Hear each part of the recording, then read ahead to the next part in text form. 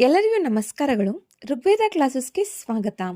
ನಾವು ಈ ದಿನ ಮಕರ ಸಂಕ್ರಾಂತಿ ಹಬ್ಬವನ್ನು ಆಚರಿಸುತ್ತಿದ್ದೇವೆ. ಈ ಹಬ್ಬದ ಬಗ್ಗೆ ಒಂದಿಷ್ಟು ಮಾಹಿತಿಯನ್ನು ತಿಳಿದುಕೊಳ್ಳೋಣ.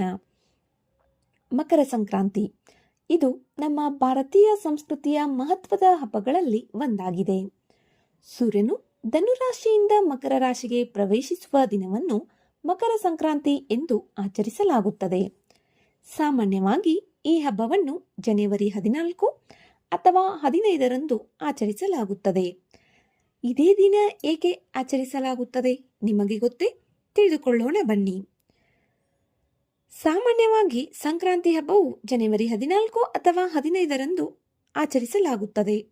ಉಳಿದ ಹಬ್ಬಗಳ ದಿನಗಳು ತಿಂಗಳುಗಳು ಬದಲಾಗುತ್ತವೆ. ಈ ಹಬ್ಬದ ದಿನ ಸಾಮಾನ್ಯವಾಗಿ ಒಂದೇ ಆಗಿರುತ್ತದೆ. ಏಕೆ? ಮಕರ ಸಂಕ್ರಾಂತಿ ಹಬ್ಬವು ಸೂರ್ಯನ ಚಲನೆಯ ಮೇಲೆ ಆಧಾರಿತವಾಗಿರುವ ಹಬ್ಬವಾಗಿದೆ. ಸೂರ್ಯನು ಧನುರಾಶಿಯಿಂದ ಮಕರ ರಾಶಿಗೆ ಪ್ರವೇಶಿಸುವ ಸಮಯದ ಆಧಾರದ ಮೇಲೆ ನಾವು ಈ ಹಬ್ಬವನ್ನು ಜನವರಿ 14 ಅಥವಾ 15ರಂದು ಆಚರಿಸುತ್ತೇವೆ. ಈ ದಿನದಿಂದ ಉತ್ತರಾಯಣ ಆರಂಭವಾಗುತ್ತದೆ. ಅಂದರೆ ಸೂರ್ಯನು ಉತ್ತರ ದಿಕ್ಕಿನತ್ತ ಸಾಗಲು ಆರಂಭಿಸುತ್ತಾನೆ. ಈ ಹಬ್ಬವು ರೈತರಿಗೆ ಬೆಳೆ ಕಟಾವು ಹಬ್ಬವಾಗಿದೆ.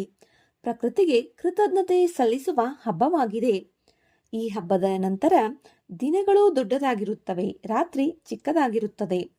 ಈ ಹಬ್ಬವು ಹೊಸ ಆರಂಭ, ಆತ್ಮವಿಶ್ವಾಸ ಮತ್ತು ಸಮೃದ್ಧಿಯ ಸಂಕೇತವಾಗಿದೆ.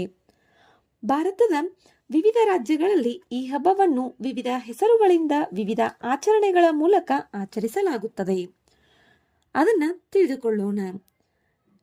ಕರ್ನಾಟಕ, ಆಂಧ್ರಪ್ರದೇಶ, ತೆಲಂಗಾಣ, ಮಹಾರಾಷ್ಟ್ರದಲ್ಲಿ ಸಂಕ್ರಾಂತಿ ಎಂದು ಆಚರಿಸಲಾಗುತ್ತದೆ. ತಮಿಳುನಾಡಿನಲ್ಲಿ ಪೊಂಗಲ್, ಕೇರಳದಲ್ಲಿ ಮಕರ ವಿಳಕ್ಕು, ಪಂಜಾಬ್ ಮತ್ತು ಹರಿಯಾಣದಲ್ಲಿ ಲೋಹ್ರಿ, ಉತ್ತರ ಪ್ರದೇಶ, ಬಿಹಾರದಲ್ಲಿ ಮಕರ ಸಂಕ್ರಾಂತಿ ಅಥವಾ ಕಿಚಡಿ, ಹಿಮಾಚಲ ಪ್ರದೇಶದಲ್ಲಿ ಮಾಘಿ, ಅಸ್ಸಾಂನಲ್ಲಿ ಮಾಘ ಬಿಹು, ಪಶ್ಚಿಮ ಬಂಗಾಳದಲ್ಲಿ ಪೌಷ ಸಂಕ್ರಾಂತಿ, ಒಡಿಸ್ಸಾ ಮತ್ತು ರಾಜಸ್ಥಾನದಲ್ಲಿ ಮಕರ ಸಂಕ್ರಾಂತಿ, ಗುಜರಾತ್ನಲ್ಲಿ ಉತ್ತರಾಯಣ. ಹೀಗೆ ವಿವಿಧ ರಾಜ್ಯಗಳಲ್ಲಿ ಹಬ್ಬದ ಹೆಸರು, ಆಚರಣೆಗಳು ವಿಭಿನ್ನವಾಗಿದ್ದರೂ ಎಲ್ಲ ರಾಜ್ಯಗಳಲ್ಲಿ ಸೂರ್ಯನ ಆರಾಧನೆ, ನದಿ ಸ್ನಾನ, ಸಿಹಿ ಹಂಚಿಕೆ, ದಾನ, ದೇವರ ದರ್ಶನ ಇವು ಸಾಮಾನ್ಯವಾಗಿವೆ.